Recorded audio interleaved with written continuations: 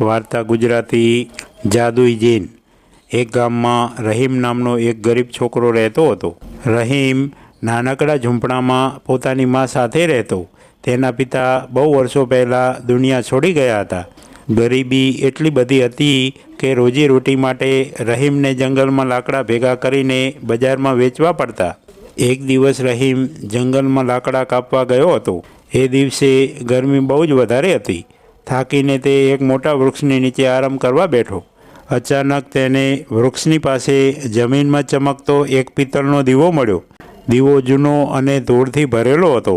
રહીમે વિચાર્યું, આ તો સારો દેખાય છે, બજારમાં વેચીશ તો થોડા પૈસા મળશે। જેમ જેમ તેણે દીવો સાફ કરવા હાથથી ઘસ્યો, અચાનક ધુમાડો નીકળવા લાગ્યો અને તેની આંખો સામે એક મોટો ભયંકર પણ દયાળુ ચહેરાવાળો જીન ઊભો થયો। જીને ઊંડા અવાજમાં કહ્યું, હે માલિક, હું આ જાદુઈ દીવાના અંદરનો જીન છું। તે મને મુક્ત કર્યો છે। હવે તારી આજ્ઞા મારો ધર્મ છે। તારે જે માગવું હોય તે માગ।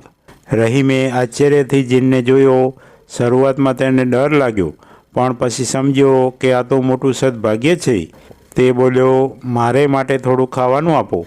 જીને હાથ ફેરવ્યો અને તરત જ ચાંદીની થાળીમાં સ્વાદિષ્ટ ભોજન પ્રગટ થઈ ગયું। રહીમની આંખો ફાટી ગઈ। તેણે ક્યારેય એવું ભોજન જોયું ન હતું। તેણે પેટ પૂરું ભોજન કર્યું અને જીનનો આભાર માન્યો। આ પછીથી રહીમનો સમય બદલાઈ ગયો। હવે તેને લાકડા કાપવાની જરૂર ન હતી।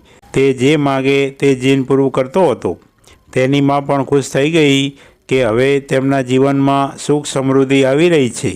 પણ રહીમનો સ્વભાવ લાલચી ન હતો।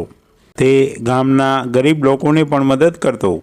ક્યારેક કોઈની દીકરીના લગ્નમાં સહાય કરતો તો ક્યારેક બીમાર લોકોને દવા ખરીદી આપતો। ગામના લોકો તેને આશીર્વાદ આપતા। એક દિવસ ગામમાં એક લોભી વેપારી આવ્યો। તેણે જોયું કે રહીમ અચાનક ખૂબ ધનિક થઈ ગયો છે। વેપારીને શંકા આવી કે રહીમ પાસે કોઈ રહસ્ય હશે। તેણે ગુપ્ત રીતે રહીમના ઘરે નજર રાખી। એક રાત્રે વેપારીએ રહીમને દીવો ઘસતા જોયો અને જીન બહાર આવતા જોયો। હવે તેની આંખોમાં લોભ છવાઈ ગયો। તેણે નક્કી કર્યું કે કોઈપણ રીતે આ દીવો પોતાની પાસે લઈ જવો છે। બીજે દિવસે વેપારી રહીમની માને મળવા આવ્યો અને બોલ્યો, બેન, મેં સાંભળ્યું છે કે તમારો દીકરો કોઈ જાદુઈ દીવો રાખે છે। તને ખબર છે કે આવા દીવા ખતરનાક હોય છે। તારો દીકરો ખતરામાં પડી શકે। તું એ દીવો મને આપ, હું એને સાચવીશ। ભોળા દિલની માં વેપારીની વાતમાં આવી ગઈ અને દીવો તેને આપી દીધો। વેપારી ખુશ થઈને ઘેર ગયો અને દીવો ઘસ્યો। તરત જ જીન બહાર આવ્યો। વેપારી બોલ્યો, હે જીન, હવે તું મારો દાસ છે। મને સોનું, ચાંદી, મહેલો બધું આપ। જીન બોલ્યો, માલિક, હું તો જેનો દીવો છે તેને જ સેવા આપું છું। હવે દીવો તારા હાથમાં છે, એટલે હું તારી આજ્ઞા માનું છું। વેપારી ખૂબ જ ધનિક થઈ ગયો। તેણે રહીમ અને તેની માતાને ઘરમાંથી કાઢી દીધા। હવે રહીમ ફરી ગરીબ થઈ ગયો। રહીમ દુઃખી થઈ ગયો, પણ હિંમત ન હાર્યો।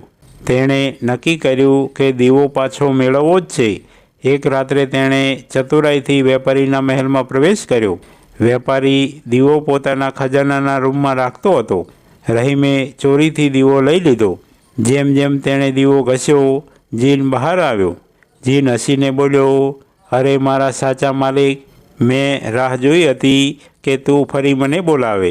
આ લોભી વેપારીનો અંત આવશે। જીનના આ જાદુથી વેપારીનો મહેલ ગાયબ થઈ ગયો અને તે જંગલમાં એકલો પડી ગયો। રહીમ ફરીથી દીવાનો માલિક બન્યો। રહીમે નક્કી કર્યું કે હવે દીવો પોતાની પાસે રાખશે, પણ તેનો ઉપયોગ માત્ર સારું કામ કરવા માટે જ કરશે। તેણે ગામમાં શાળા, કૂવા, હોસ્પિટલ બનાવડાવ્યા। ગરીબોને ખાવાનું અને કામ આપ્યું। થોડા વર્ષોમાં ગામ સમૃદ્ધ બન્યું।